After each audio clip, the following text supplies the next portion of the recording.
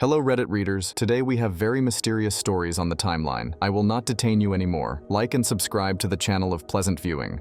Story 1 from user Bulgujarat. He Circleville letters in 1976. Residents of the small city south of Columbus, Ohio, began receiving handwritten, sinister, and graphic letters. Each letter included secret and dark details about their personal lives. One resident received a ton of letters accusing her of various unsavory acts. The author warned the resident that he had been keeping an eye on her home as well as her comings and goings. The resident was horrified and tried to keep the letters a secret until her husband began receiving them. The attacks on the family continued with large posters appearing around town, spreading rumors about their 12-year-old child. One day in 1977, the husband left the house after receiving a call from who he thought was writing the letters. A few minutes later, the husband was found dead at the end of the street, dead behind the wheel. The sheriff had ruled it a homicide when he realized that a single shot had been fired before the accident, but there was no evidence that the husband was shot at the site. The sheriff found the husband was twice the legal limit and ruled it a drunk driving accident. The letters began once again, this time accusing the sheriff of covering up the true nature of the death. The letters also accused the sheriff of mishandling an investigation into the county coroner, who had been accused of other grotesque acts. The harassment continued this time with signs along the road, and in 1983, the original resident who had been accused of having an affair pulled over to remove a sign. During the effort to remove the sign, she discovered a box was attached, and inside of it was a small pistol. The gun was part of a booby trap designed to fire. When the sign was removed, Paul Freshour was arrested and given 25 years. But one small problem, the letter writing continued, even after Freshour was put in jail. In a new batch of letters, the author had promised to dig up the grave of a deceased baby and mail the bones to the police, in the case of another potential affair turned murder. Hundreds of residents continued to receive personal letters until 1994, when everything stopped. Story 2 from user Lowcat4360. I just read a story about this happening with a guy at a ski resort. He fell and broke some bones on a hillside worker didn't see him then and drove over him but didn't kill him. Whatever vehicle the worker was driving was designed to shred glacier ice to make snow all year round, so his body was pretty chopped up. The worker panicked, tied the guy up, then threw him still alive into a crack in the glacier. His body wasn't found for years, but his parents traveled from another continent. They never stopped looking until the body was found, accidentally. Edit. His name was Duncan McPherson, and this happened in the late 80s. There were no cell phones, and nobody even knew what country he was visiting. Just that he was in Europe. His parents did find out he went missing at that ski resort after going through several countries, showing photos, asking if anyone had seen him.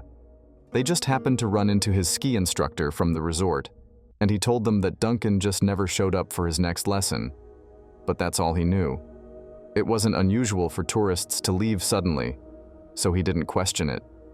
Once authorities knew where I went missing, they did search the glacier but didn't find the body because the crack he was thrown in had since refilled. He was buried there for 13 years, until later a worker saw his jacket poking out of the ice. The worker who drove over him and ditched him in the crack was never identified. Edit 2, some people commented. Suggesting he may have died by just falling here is a link to a report on his body with photos, including the multiple amputations from the machinery, as well as his clothing that had been cut. Story 3 from user Acedred. I think this question can actually be answered one day. The fundamental question isn't about death. It's what is consciousness? If consciousness is truly just neurons in our brains and nothing more, then there's probably nothing after death. Once your brain turns off, there's nothing left if consciousness is something more, something that links all living creatures together on some invisible plane. Then maybe there is something after death. And I'll be honest, I kind of think there is. I'm an atheist, and I have been since I was a teenager over the years. I have grown more confident in my belief that there is no God, but I have also grown curious as to what other explanations there may be out there. Case in point, my best friend and I once shared a dream. At least we believe we shared it. It is entirely possible maybe even far more likely that we happened to have the exact same dream on the exact same night. But the level of details we both shared was astonishing. It truly is the only thing that has ever happened in my life that I cannot explain. Shared dreams aren't a new concept, but it's something that hasn't been proven. On the other hand, it also hasn't been disproven. There is a ton of stories out there from living people that simply can't be explained. Either they're all lying, they're all mistaken, or there's something else going on. I'm happy to go into more detail if anyone is curious about that dream. But the point is that if we shared that dream space instead of being identical but separate, what does that say about consciousness? It seems to me that would imply an invisible connection between two living beings that defy physical reality. If there is some kind of energy that connects conscious beings together, maybe consciousness exists outside our physical forms. The implications of that are both wildly interesting and downright terrifying. Story 4 from user OK Disaster 2022. It is a money issue, but not the way you realize. For decades, each political party waffled back and forth between moon missions and Mars missions. With the budget NASA has compared to the Apollo program days, any mission will take like 15 years of planning. So one party wanted a Mars mission. So NASA started research for Mars. Then the other party wanted a lunar colony. So when they got in, Mars was canceled and Moon way. So the planning. Then the other party got back. In case in point, Nixon was going to cancel the Apollo mission. It was a highlight of JFK's administration, so he wanted to kill it. However, they went just 6 months from launch when he came into office. So canceling would make him look like a tool. Thankfully, he didn't, because it was pretty much the only thing the US beat Russia at in the space race. Russia never got close to a Latina mission. The US was slower because they built newer and better rockets each year for each mission. With the goal of the lunar rocket, the Russians had a great rocket for Leo and reused the design over and over, so they didn't have the experience evolving their rocket designs. This funding tug of war has seen the cancellation of numerous other moonshot scientific projects based more or less on killing big-ticket projects that would make the other party look good. The superconducting super collider SSC in Waxahachie, Texas, was a good example. It was planned to be larger than the Large Hadron Collier that was eventually built in CERN, that discovered the Higgs boson. Basically, if it was completed in the 90s, it would have made Texas the center for high-energy physics of the world, and the computation technologies needed to support computing. The data collected would have stimulated research into distributing computing, aka the cloud.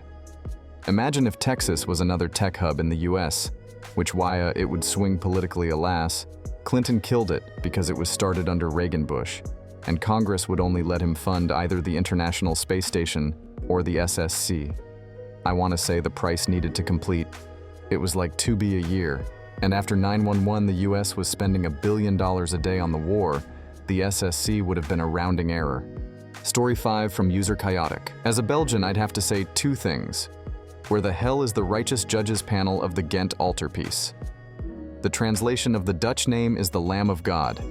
The English name is the Adoration of the Mystic Lamb. This panel got stolen in 1934. The thief said on his deathbed that only he knows where the panel is. He told his lawyer about a note in his nightstand that said it rests in a place where neither I nor anybody else can take it away. Without arousing the attention of the public, the panel has never been recovered, and a fake had to be made, so the altarpiece would be complete again. 2. Who were the Brabant Killers back in the 80s? A group of criminals were known in Dutch as de Bende van Nijvel, which translates to the Gang of Nijvel. And in French, they were known as Les Tueurs de Brabant, which translates to the Killers of Brabant. Nijvel is a town in the province of Francophone Brabant in Belgium. This group started their activities with a burglary of automatic weapons ammo and a car. They then used these weapons to commit armed robberies of supermarkets, weapons stores, etc. In total, they killed 28 people and injured 22 more. They seemed like they were highly trained, as if they had an either police or military background. The group consisted of between 4 and 10 people, depending on the heist, but the main three guys were known as the Giant, the Killer, and the Old Guy. Despite some of them having been seen without masks a few times and robot photos having been made, not a single one of them was ever recognized, and police investigations showed no results. The police station investigating the crimes was even changed because there were rumors that the reason the police didn't find anything is because they themselves were involved. But regardless of who did the investigating, nothing was ever uncovered. And to this day, we have no idea who the people involved were. Story 6 from user view 9234. For you, after reading a lot about this case, I think the most likely explanation is that she died in mountains. To me, it comes down to a few important facts after being kicked out of West Point. She's now at college too, and just days before had a drunk driving incident. She makes up a lie to a professor that there's a death and then heads to NHVT, presumably just to get away for a few days. She pulls off the interstate and stops at a liquor store before the crash, and was likely already drunk buzzed. Clerk said she wasn't drunk, but likely due to them getting in trouble if they admit it. Open liquor or wine was found in carcant. Remember which, she slides off the road causing a minor crash when a neighbor asks if she needs AIA. Mora declines and claims she's just called. The neighbor knows this is a lie because there's no cell signal there and calls cops after interaction with neighbor. Mora knows she has to get out of there or she'll likely be charged with another DUI. I think she then ran into woods to hide from cops and ended up freezing to death in the brutally cold temps. To me, the only other remotely plausible explanation, as in one, is someone picked her up in the 10 minutes between the neighbor calling and cop arriving. It obviously wouldn't have been a planned meetup with a friend, because if for no other reason, no cell signal to coordinate. So that would mean on a tiny road, a would-be killer happened to be at the exact right place, right time. Story 7 from user Celestial21. Bill Clinton being the head of a drug and gun running group that resulted in the likely homicide of 2 children. The boys on the tracks. A notable quote from the train conductor who hit the boys' bodies. "I've hit living things before in my life, and they were not living when I hit them, more on the link than below." But this is an excerpt on August 23, 1987, at around 4:00 a.m. The bodies of 2 young men were spotted by the crew of a Union Pacific locomotive near Crooked Creek Trestle in Alexander Pulaski and Saline counties. The bodies were lying between the tracks, wrapped in a pale green tarp. There was a gun nearby. The train was unable to avoid running over the bodies. The state medical examiner, Dr. Fahmy Malak, originally ruled the deaths of Kevin Ives, age 17, and Don Henry, 16-2. Accidental deaths due to THC intoxication. THC is a component of marijuana. However, the parents disputed this and began to conduct their own investigations. Experts hired by the parents disagreed strongly with Malak's findings, and on February 26, 1988, 5 days after a hearing, the boys' deaths were changed from accidental to undetermined.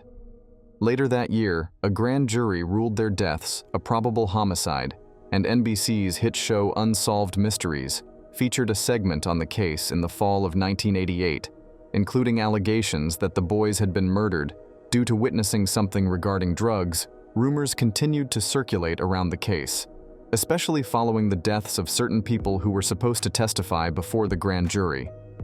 In 1994, the Clinton Chronicles, a propaganda video purporting to connect Bill Clinton to various crimes, was released.